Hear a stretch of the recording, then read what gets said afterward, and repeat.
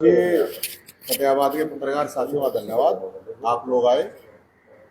आज आपके पास आने का, आप तक बात पहुंचाने का एक इशू आप लोगों को पता होगा कि राज्यसभा चुनाव के लिए सीट खाली हुई है और विपक्ष के पास कोई उम्मीदवार नहीं है। कोई वो कह रहे हैं कि जेजेपी वाले कह रहे हैं कि हुड्डा साहब उतार दें, हुड्डा साहब कह रहे हैं कि दूसरे चौतारा उतार। तो उसको लेके आज लगातार ही कैंपेन कर रहे हैं कि भाई जब आपके पास कोई उम्मीदवार नहीं है, कोई पहलवान नहीं है लड़ने के लिए, तो हम हैं लड़ने के लिए। क्योंकि हो सकता है कोई सीबीआई से, ईडी से, सीटी से डरता हो, तो हम तो डरते नहीं हैं। तो हमारी 21 तारीख की मीटिंग है और ये दावेदारी हम इसलिए कर रहे हैं कि विपक्ष में पिछले 10 साल में 1 दर्जन केस हम भुगत रहे हैं। और चाहे फैमिली आईडी का इशू था, और चाहे बेरोजगारों की बारात का था, चाहे बुढ़ापा पेंशन, विधवा पेंशन, खेल कोटा, चाहे मतलब बहुत से एक ऐसे इशू थे, चाहे सरपंचों वाला इशू था जो लठ लगे थे तो साथ में लगे थे हमारे, चाहे कर्मचारी का इशू था, चाहे एसवाईएल का लेके बताओ। बहुत सी चीजें ऐसी हैं कि जो किसी ने उठाई नहीं थी और हम लोगों ने वे इशू उठाए, आंदोलन किए और उनका समाधान भी हुआ काफी चीजों का। तो हम ये कह रहे हैं कि भाई हमारे से कोई तगड़ा उम्मीदवार है, आपके पास पहलवान है, तो अब लिया उस संघर्ष का, कोई दंगल का कोई पहलवान हो तो उसको लेके हमें चुनाव में उम्मीदवार के रूप में आ रहे हैं और लोगों से अपील कर रहे हैं कि भाई अपने अपने जो विधायक हैं उन अपने विधायक जी से पूछिए आप, अगर लगता है आपको कि जयंत ने भाई जनता के लिए लड़ाई लड़ी है तो वो जरूर अपने विधायक से फोन करके पूछें। और इसके अलावा हमारी जैसे मुख्यमंत्री साहब से हम क्योंकि पहले मिले थे खट्टर साहब से, तो उन्होंने कहा था भर्तियों की बात, अभी सीईटी क्वालिफाई का इशू चल रहा है, तो हम चाहते हैं कि और लोग भी जो हैं वे चाहते हैं सीईटी क्वालिफाई हो ताकि ज़्यादा से ज़्यादा बच्चे एग्जाम में बैठ सकें। और अगर सरकार उनको जॉब नहीं दे सकती तो सीईटी क्वालिफाई बच्चा तो वो तो ये तो वेरीफाई हो ही गया ना कि यहाँ पढ़ा लिखा भी है, इंटेलिजेंट भी है, तो उनको 10,000 रुपये महीना फिर बेरोजगारी बता दें। तो सरकार सैनी साहब से भी हमने टाइम मांगा है और इस इशू को लेके हम पूरे हरियाणा में जा रहे हैं। और हमने अपना नंबर ये 7027-822-822 नंबर है, जो कि कोई भी कॉल करके इसके ऊपर समर्थन कर सकता है। तो इसमें जो चाहे उसको कुछ भी कहो, अभी मुझे नहीं पता क्या चल रहा है, विपक्ष के पास जो कोई उम्मीदवार नहीं है, तो उम्मीदवार में तो हमारे में कोई कमी है नहीं। और विपक्ष के होने नाते हमने जो लड़ाई लड़ी है, इतने 1 दर्जन केस ना तो किसी के ऊपर हैं, किसी के भी ऊपर कोई केस आंदोलनों के हैं, लोगों की लड़ाई के लिए हैं। तो हम ये बात कह रहे हैं कि भाई इसके उम्मीदवार के रूप में हमने ये नंबर हैं जो ये जारी करे हैं, ये जितने भी हैं सारे एमएलए के नंबर ये सार्वजनिक है। और लोगों से मेरी अपील है कि ये नंबर हम दे रहे हैं आपको इलाके वाइज, मेरे लिए समर्थन मांगो ना मानो, लेकिन आप अपनी समस्या के लिए अपने गांव गली की, कस्बे की, शहर की, जहाँ की भी जो भी इशू है उस इशू को लेके जरूर लोगों को अपने फ़ोन करें। ये आपके जो फतेहाबाद के हैं ये उनके नंबर हैं, ये जो नंबर हैं ये फतेहाबाद के जो अपने माननीय विधायक जी हैं, ये मैं बोल के बताता हूँ। ये टोहाना से है देवेंद्र बबली जी, 97-299 47-777। फतेहाबाद से जोड़ाराम जी 98-120 35-872। रतिया से लक्ष्मण नापा जी 94-167 26-900। तो लोग इनके ऊपर जरूर फोन करके अपनी समस्या तो जरूर कम से कम बता सकते हैं। और इसके अलावा क्योंकि अब कावड़ यात्रा भी चल रही है, तो मेरी एक रिक्वेस्ट है कावड़ियों से भी, घोड़ा के भक्तों से, कि मैं अब की बार वो नशे के खिलाफ कावड़ यात्रा ले गए भाईचारे के साथ, और गंगा जी का जब जल उठाएं तो ये कहें कि भाई हम नशे को दूर करेंगे, भाईचारे को बढ़ाएंगे उनसे। हालांकि कई जगह ये नोटिस आए हुए हैं कि डीजे बंद वगैरह करेंगे, तो डीजे वगैरह का तो कोई टेंशन नहीं है, बंद नहीं होगा। और कोई चलान करेगा तो चलान हम भर देंगे, उसमें भी कोई इशू नहीं है। तो ये जितने भी इशू हमने पूरे हरियाणा में पिछले सालों उठाए हैं, उनको लेके राज्यसभा चुनाव मेरी तरफ से हम ये कह रहे हैं कि वो ये जो घी है ये हम वो ऐसे ही लेके घूम रहे हैं। घी और लंगोटी नहीं होती है, जैसे वे लंगोटी घुमा देते हैं, तो इस तरह से हम ये कह रहे हैं कि कोई भी पहलवान हो, किसी भी पार्टी के पास हो, तो हम तैयार हैं उस पहलवान से इस संघर्ष के दंगल में। हमारे से ज्यादा किसी ने संघर्ष करा हो, बूथ में उठाए हो। ये दंगल तो आपके यहाँ भी होते होंगे ना, होते हैं ना। तो ये दंगल है संघर्ष का, ये भी है।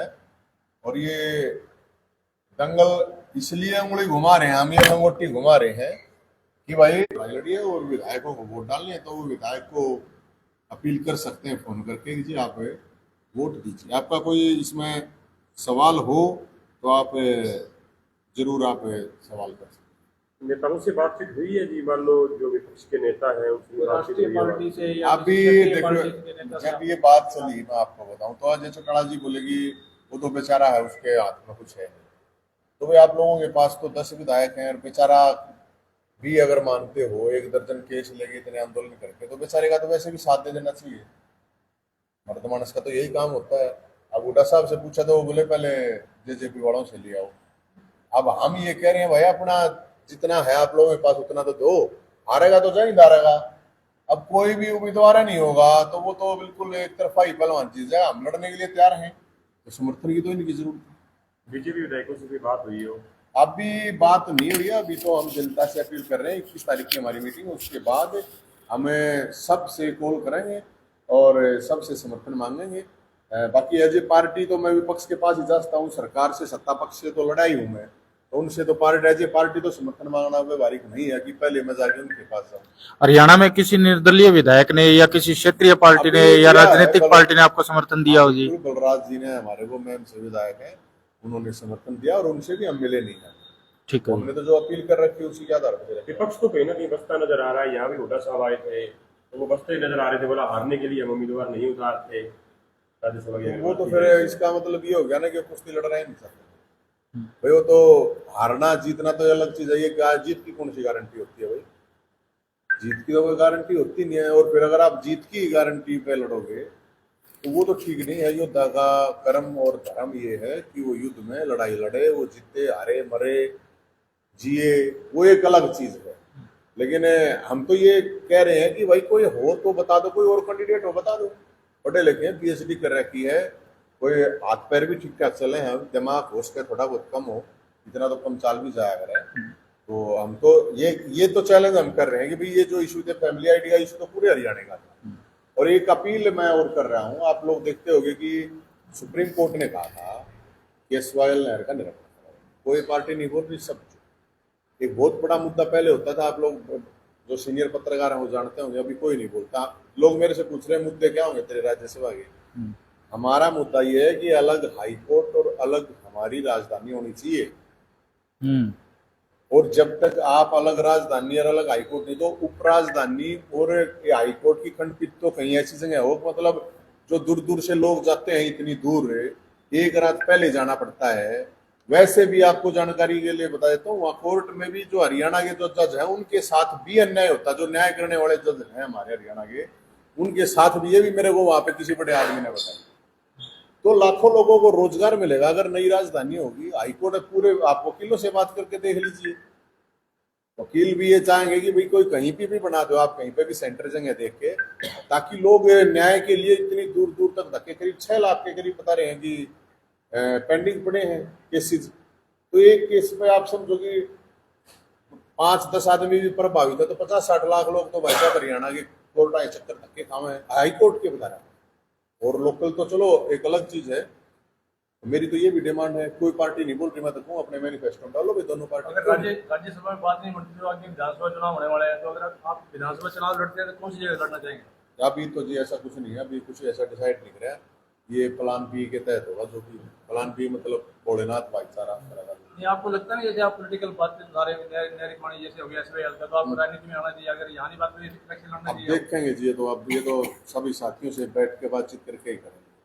नवीन हमने तो जी, देखो ये इसलिए कह रहे हैं कि जब फैमिली आईडी की बात हुई, कोई विपक्ष आपने देखा नहीं होगा। हमने सारा फूफा चंदा मूवमेंट चला के विधवा पेंशन, विकलांग, वृद्धा पेंशन, चाहे बीपीएल कार्ड जिनके नहीं बढ़ रहे उस टाइम पे बन रहे थे, कोई मरा जिंदा दिखा दिया था। ये किया जब सीईटी नहीं हो रहा था तो बेरोजगारों की बारात निकाली, जिसके बाद सीईटी सीएम साहब को करनी पड़ी, 50,000 वैकेंसी करेंगे। तो हमने तो लड़ाई लड़ी है। उस टाइम पे कौन कहाँ लड़ रहा था मुझे तो कोई दिखा नहीं, आप लोगों ने कभी देखा हो? तो आपको लगता है ये जनहित के जो आप मुद्दे उठा रहे हैं वो आपको राजनीति में आगे या विधानसभा में उठा सकते हैं अच्छी तरह से? अब सर वो तो देखेंगे, अब मुद्दे उठ रहे हैं, कोशिश कर रहे हैं कि भी लोगों के समाधान हो। अब राजनीति का तो ऐसा होता है, वोट तो कई आधार पर पड़ती है, आदमी इस आधार पर तो कोई वोट देता नहीं है, ऐसा तो देख रहे हैं। नवन जी, आप राजनीति से जुड़े लोग हो और समाज सेवा से भी जुड़े हो, आप छात्रों से भी जुड़े हो। अभी जो हरियाणा में युवाओं का हाल है, जैसे कि पेपर आते हैं, पेपर फार्म भरे जाते हैं, 2 दिन बाद खबर आती है कैंसिल हो गया, सीटी आगे हो गया, सीटी कैंसिल हो गया, ये बच्चे निकलेंगे, ये भरे जाएंगे। आर्थिक आधार पर जो अंक दिए जाते हैं वो भी अब रिजर्वेशन कैंसिल हो रहा है उनका। तो इसके बारे में कुछ कहना चाहोगे? राज्यसभा में क्या कुछ इसको लेकर मुद्दा उठाया जाएगा? अभी तो मैं इतना नजर है, उसके बावजूद भी हम तो ये मुद्दे उठा ही रहे हैं, और इसीलिए कहा ना मैंने, भाई जो धक्के खा रहे हैं बार बार से, कोर्ट के चक्कर काट रहे हैं, तो सरकार कहती है कि वह भर्ती रोको गएंगे, मैं कहता हूँ कोई रोको, भर्ती रोको गए, सरकार ये ताकतवर कैसे हो सकता है? इनकाउंटर कर दो भाई, ऐसा कोई गैंग है उनका इनकाउंटर जिस तरीके से होता है, भर्ती रोको गैंग बताते हैं, तो सरकार से तगड़ा कैसे हो जाएगा? ऐसे तो ये गैंग ही चलेंगे, फिर वही काम करेंगे। और इसीलिए मैंने कहा जो सीईटी क्वालिफाइड 3.5 लाख बच्चे हैं, वो तो सर्टिफाइड, आप पढ़े लिखे और इंटेलिजेंट कह सकते हैं कि आपका पेपर जो था क्राइटेरिया उन्होंने किया।